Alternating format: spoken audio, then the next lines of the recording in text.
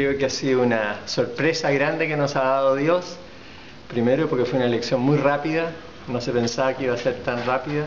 Segundo, un papa proveniente de América Latina, primero en toda la historia del papado, un papa que toma el nombre de Francisco y de una, como ya se vio, de una gran sencillez.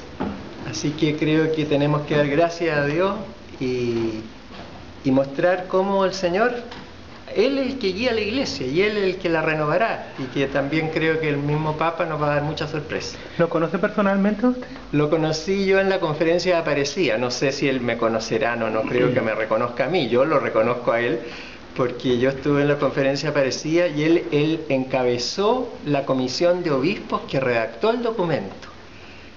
La misión de ellos era muy difícil, ahí tuvo el cardenal Errázuriz también y Monsignor Esati, porque era recoger los aportes de los 200 obispos que habíamos, y cada uno podía hacer todos los aportes que quería, y después había que darle una unidad a ese texto.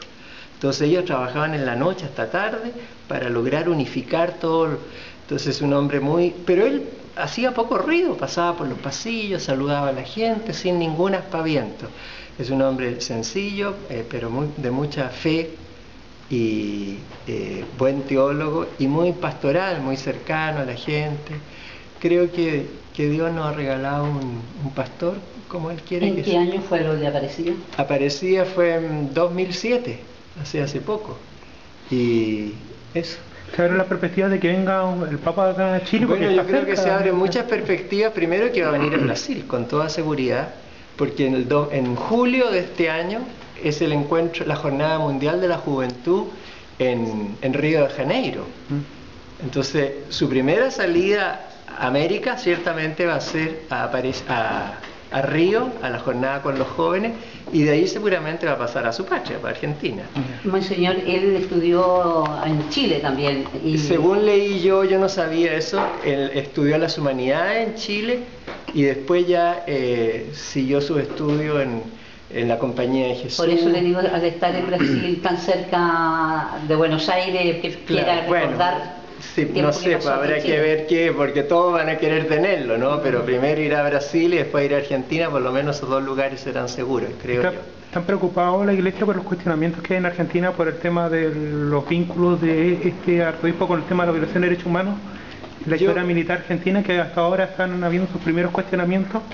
Yo creo que no, porque uno mira las cosas, la historia hay que uno mirarla desde ahora es distinto que haberla vivido hace 40 años. Entonces, empezar a buscar detalles, cosas que pasaron, no sabemos bien cómo fue. Yo creo que hay que mirar... ¿Un proceso legal o que se abrió? Sí, pero yo creo que hay que mirar lo grueso. Lo grueso es su historia como obispo, ha sido un obispo muy cercano a la gente pobre, muy sencillo, que también ha sido capaz de enfrentarse con el gobierno para cuando fue la ley de matrimonio homosexual. O sea, yo creo que tenemos que buscar eso. Precisamente le quería preguntar de eso, cuando se opuso primero al presidente Kirchner y ahora con la presidenta Argentina, ha sido duro, o sea, su sencillez y su cercanía con la gente, de pronto se ha puesto como un sacerdote muy pragmático, y acuñó una frase, y él dijo, yo lo anoté porque me encantó: por no sabernos débiles, nadie quiere hacerse cargo de los casos de corrupción.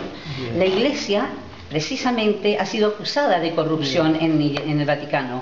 Quiere decir que pudo haber sido una de las cosas que él ha sido elegido.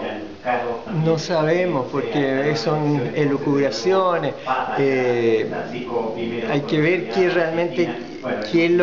qué casos de corrupción ha habido. Estaba el tema del banco, pero son cosas que uno maneja, que no maneja. Entonces yo prefiero no opinar. ¿Qué le parece esta visión que hay, que fue esta visión más secular que espiritual, en el sentido de todos estos casos de corrupción, de abuso de menores, que hay en los medios de comunicación? No creo. Yo creo que los cardenales han elegido pensando en lo que es el sucesor de Pedro.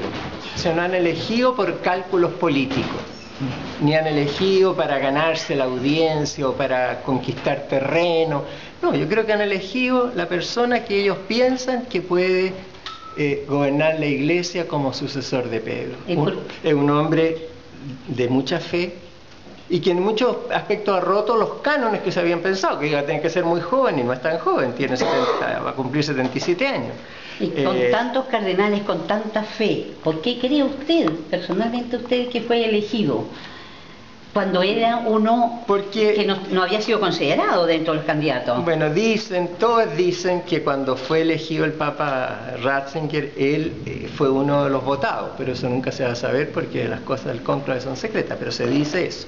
Después está su trayectoria en Aparecida. En Aparecida él fue elegido por todos los obispos como presidente de la comisión que redactó el documento de Aparecida, o sea, significa que él ya era conocido entre los obispos y que tenía fama de saber descubrir lo bueno que hay en cada uno, porque el documento de Aparecida es eso, recogió todos los aportes de todos los obispos y trató de darle una unidad y una línea clara.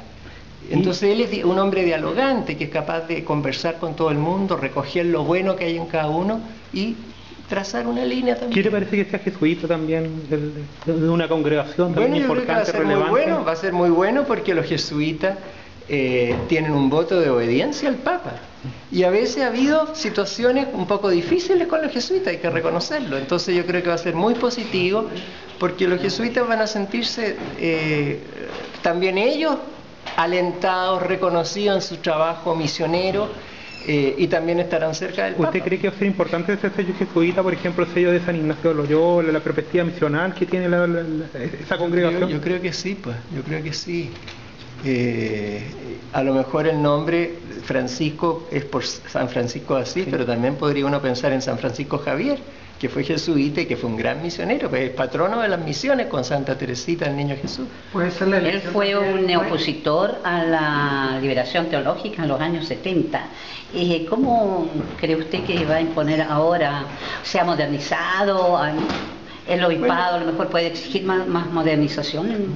Yo creo que cada cosa tiene su momento histórico. En la teología de la liberación hubo un momento que tuvo un sesgo